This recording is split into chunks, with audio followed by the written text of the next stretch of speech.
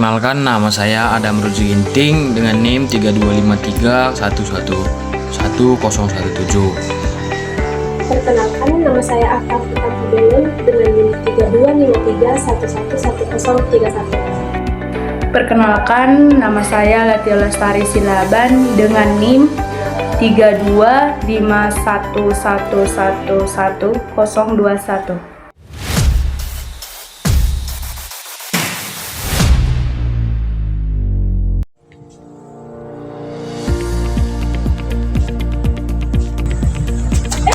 Hei, kamu kenapa?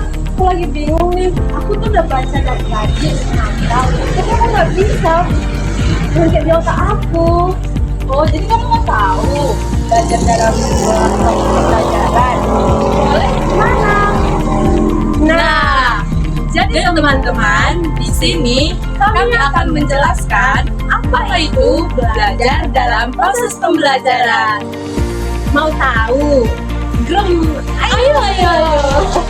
Nah, yang pertama, apa sih itu belajar? Belajar adalah bukan hanya soal tentang membaca buku, tetapi belajar juga adalah proses perubahan sikap, keterampilan, dan pengetahuan. Belajar adalah proses perubahan sikap, pengetahuan, dan keterampilan yang terjadi dalam diri seseorang sebagai hasil dari pengalaman dan interaksi dengan lingkungan. 1. Perubahan sikap. Contohnya, seseorang yang awalnya tidak suka membaca, setelah membaca buku yang menarik, menjadi suka membaca. 2. Perubahan pengetahuan. Contohnya, seseorang yang tidak tahu cara menggunakan komputer setelah belajar bisa menggunakan komputer dengan baik. 3. Perubahan keterampilan. Contohnya, seseorang yang tidak bisa bermain gitar setelah latihan bisa bermain gitar dengan baik. Jadi kesimpulannya, belajar adalah proses yang terus berlanjut dan penting untuk perkembangan diri. Perubahan sikap, pengetahuan, dan keterampilan dapat terjadi melalui pengalaman dan interaksi dengan lingkungan. Belajar juga mempunyai cara berpikir. Dan cara berpikir ada 3. Yang pertama itu adalah critical thinking, dan yang kedua adalah creative thinking, dan yang ketiga adalah design thinking. 1. Critical thinking dalam pembelajaran. Critical thinking dalam pembelajaran adalah kemampuan peserta didik untuk menganalisis informasi, mengevaluasi pendapat, dan membuat keputusan secara logis. Tujuannya adalah membantu siswa memahami materi secara mendalam, melatih kemampuan analisis dan evaluasi, dan menghindari pemahaman yang keliru. Contoh kegiatan pembelajarannya, yang pertama, diskusi kelompok untuk menganalisis suatu masalah, yang kedua, menganalisis artikel atau kasus, yang ketiga, debat tentang suatu topik pembelajaran, dan yang keempat, membandingkan dua teori atau konsep. Contoh aktivitasnya, guru memberikan suatu masalah, lalu siswa diminta 1. Identifikasi masalah, 2. Mengumpulkan informasi, 3. Menganalisis kesimpulan, 4. Menarik kesimpulan. Selanjutnya, creative thinking dalam pembelajaran. Creative thinking adalah kemampuan siswa untuk menghasilkan ide, gagasan, atau solusi yang baru dan berbeda. Tujuannya adalah mengembangkan imajinasi siswa, mendorong inovasi, dan membuat pembelajaran lebih menarik. Contoh kegiatannya, yang pertama, brainstorming ide, yang kedua, membuat proyek kreatif, dan yang ketiga, menulis cerita atau membuat desain. Yang keempat, membuat produk dari bahan yang sederhana. Contoh aktivitasnya, guru memberikan tugas, siswa diminta membuat solusi kreatif untuk mengurangi sampah plastik di sekolah. Hasil yang diharapkan, 1. Ide tempat sampah pintar, dan kedua, kampanye lingkungan. Yang ketiga, produk daur ulang. Yang terakhir, design thinking. Design thinking dalam pembelajaran adalah metode belajar yang berfokus pada pemecahan masalah nyata melalui pendekatan kreatif dan kolaboratif. Pendekatan ini juga populer dalam dunia inovasi dan jadi sering digunakan oleh perusahaan seperti IDEO. Tahapannya dalam pembelajaran, yang pertama, empathy. Siswa memahami masalah dari sudut pandang orang lain. Yang kedua, define. Siswa merumuskan masalah yang ingin diselesaikan. Yang ketiga, ideate. Siswa menghasilkan berbagai ide solusi. Yang keempat, prototype. Siswa membuat model atau rancangan solusi. Dan yang kelima, test. Siswa menguji solusi yang dibuat. Contoh kegiatannya, proyek meningkatkan kenyamanan perpustakaan sekolah. Langkah siswa, yang pertama, wawancara pengguna perpustakaan, mengidentifikasi masalah, merancang solusi, membuat desain perpustakaan, dan mempresentasikan hasil. Sekian dari kemampuan berpikir dalam proses pembelajaran. Selanjutnya akan dibahas teman saya. Selanjutnya, saya akan menjelaskan tentang jenis-jenis belajar. Jadi, kelompok kami mengambil 3 jenis belajar. Yang pertama, jenis belajar kognitif, yang kedua, jenis belajar afektif, dan yang ketiga, jenis belajar psikomotorik. Nah, di sini yang pertama saya akan menjelaskan jenis belajar kognitif. Belajar kognitif adalah belajar yang berkaitan dengan kemampuan berpikir dan memahami pengetahuan. Dalam hal ini, siswa menggunakan kemampuan otaknya untuk mengingat, memahami, menganalisis, dan menentukan masalah. Jenis belajar yang kedua yaitu jenis belajar afektif. Belajar afektif adalah proses belajar yang berkaitan dengan sikap, nilai, perasaan, dan minat seseorang. Melalui belajar ini, siswa belajar menghargai nilai-nilai, memiliki sikap yang baik, serta menunjukkan perilaku positif. Dan jenis belajar yang ketiga yaitu belajar psikomotorik. Belajar psikomotorik adalah proses belajar yang berkaitan dengan keterampilan fisik atau gerakan tubuh. Dalam belajar ini, siswa dapat mempraktikkan suatu keterampilan secara langsung. Contohnya, menulis, menggambar, atau melakukan percobaan atau praktik olahraga. Sini selanjutnya saya akan menjelaskan tentang teori belajar. Teori belajar yang pertama yaitu teori belajar behaviorisme. Teori behaviorisme adalah teori belajar yang menjelaskan bahwa belajar terjadi karena adanya perubahan perilaku yang bisa dilihat akibat dari kebiasaan, latihan, serta adanya rangsangan atau stimulus, tanggapan atau respon. Dalam teori ini, penguatan seperti hadiah atau hukuman sangat berpengaruh. Contohnya, seorang siswa menjadi rajin belajar karena setiap kali dia mendapatkan nilai bagus, guru memberikan pujian atau hadiah.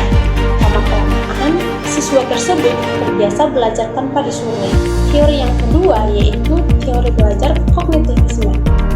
Teori kognitivisme adalah teori belajar yang menekankan bahwa belajar merupakan proses mental dalam otak, seperti berpikir, memahami, mengingat, dan memecahkan masalah. Belajar ini tidak hanya sekedar perubahan perilaku, tetapi juga bagaimana seseorang memahami informasi. Contoh, siswa yang awalnya tidak mengerti matematika, kemudian dijelaskan langkah-langkahnya oleh guru, sehingga dia memahami cara mengerjakan soal, hanya menghafal rumus. Teori belajar yang ketiga itu teori konstruktivisme. Teori konstruktivisme adalah teori yang menyatakan bahwa belajar adalah proses membangun pengetahuan sendiri berdasarkan pengalaman dan interaksi dengan lingkungan. Dalam teori ini, siswa harus aktif dalam belajar. Contoh, guru memberikan tugas diskusi kelompok, lalu siswa mencari jawaban sendiri dari berbagai sumber. Dari proses itu, siswa lebih memahami materi karena mereka menemukan sendiri pengetahuannya. Di sini saya akan menjelaskan tentang hubungan keluarga dan sekolah. Yang mana yang pertama itu ada komunikasi orang tua dengan guru. Nah, yang mana komunikasi orang tua dengan guru ini merupakan fondasi utama dalam meningkatkan atau mendukung perkembangan akademik dan perilaku siswa tersebut. Melalui komunikasi yang baik, kedua pihak bisa bertukar informasi bagaimana kondisi belajar atau kesulitan siswa dalam belajar atau melakukan pembelajaran di rumah maupun di sekolah tersebut. Nah, contohnya orang tua guru memberikan laporan tentang nilai akademik, perilaku, kehadiran siswa tersebut, sehingga orang tua dapat memastikan bagaimana atau sejauh mana perkembangan anak dalam lingkungan sekolah tersebut. Lanjut, ada dukungan moral dan emosional, yang dimana dukungan moral dan emosional ini dari keluarga itu sangat berpengaruh. Kenapa? Karena berpengaruh terhadap motivasi belajar dan kepercayaan diri anak. Anak merasa diperhatikan, dihargai, dan didukung sepenuh oleh orang tua, sehingga anak cenderung memiliki semangat yang tinggi dalam melaksanakan pembelajaran dan tidak putus asa atau menyerah ketika menghadapi soal yang sulit ataupun menghadapi kesulitan dalam pembelajaran tersebut. Nah, dalam dukungan yang dapat diberikan orang tua, yaitu orang tua dapat memberikan apresiasi kepada anak walaupun anak tidak terlalu mendapatkan nilai tinggi, tapi orang tua memberikan apresiasi kepada anak karena sudah ingin berusaha. Lanjut, konsistensi nilai dan disiplin. Konsistensi antara aturan di rumah dengan sekolah itu harus sejalan atau sangat penting. Harus sejalan karena kenapa? Karena tidak mengalami kebingungan dalam memahami mana yang harus dan mana yang benar. Dan jika sekolah menanamkan kedisiplinan, kejujuran, dan bertanggung jawab, itu juga harus diterapkan di kondisi rumah. Mana sebagai contoh itu di sekolah kita itu dilarang menyontek. Nah, begitu juga di rumah, orang tua mengawasi dan membimbing anak agar saat mengerjakan tugas tidak melakukan hal tersebut.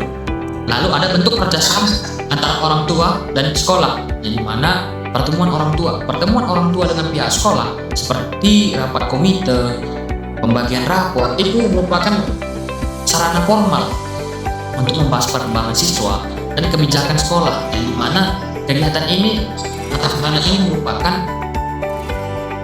suatu langkah yang baik agar seperti orang tua itu dapat mengetahui sejauh mana perkembangan anaknya dalam bidang akademik dan perilaku anak tersebut dalam lingkungan sekolah sendiri. Lalu orang tua juga dapat menyampaikan saran tentang sekolah. Yang terlanjut itu pendampingan belajar di rumah. Pendampingan belajar di rumah ini bentuk keterlibatan langsung orang tua dan proses pendidikan anak. Orang tua tidak harus menjadi pengajar utama di sini. Orang tua itu menjadi berperan sebagai pembimbing, pengawas agar anak itu belajar dengan teratur dan efektif. Nah, yang dimana di sini itu orang tua berperan sebagai fasilitator agar anak dapat belajar di rumah dengan sangat nyaman dan efektif. Nah, kita lanjut itu kegiatan sekolah berbasis keluarga, yang dimana kegiatan sekolah berbasis keluarga ini mungkin pihak sekolah mengadakan kegiatan pentas seni, perayaan hari besar, kerja bakti, seminar, dan mungkin seminar yang bertema kelas inspirasi. Nah, yang melalui kegiatan ini sendiri, hubungan antara anak, orang tua, dan sekolah itu menjadi lebih dekat. Karena anak juga merasa bangga dan termotivasi ketika melihat orang tuanya ikut terlibat dalam kegiatan sekolahnya tersendiri. Nah, selain itu, kegiatan berbasis keluarga juga memang membantu sekolah memahami latar belakang budaya, sosial, dan nilai yang dianut keluarga masing-masing siswa, sehingga pendidikan dapat disesuaikan dengan kebutuhan nyata siswa tersebut. Jadi sekian penjelasan dari hubungan keluarga dan sekolah. Terima kasih.